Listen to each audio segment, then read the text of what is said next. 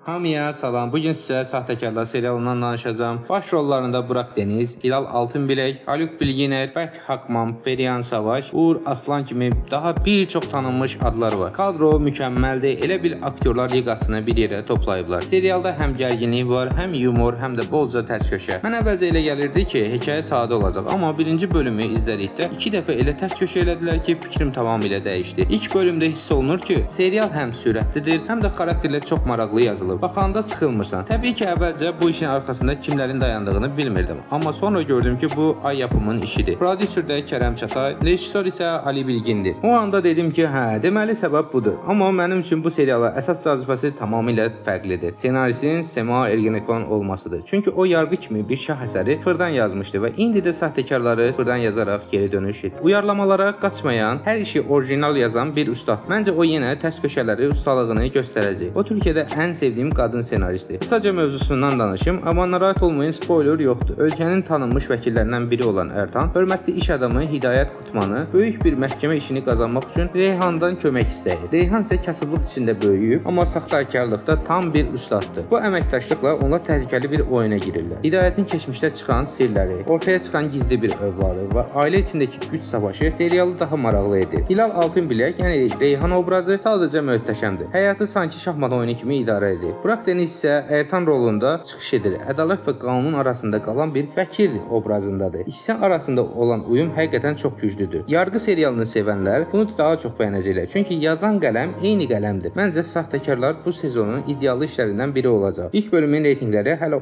orta səviyyədə olsa da, məncə çox qısa zamanda yüksələcək.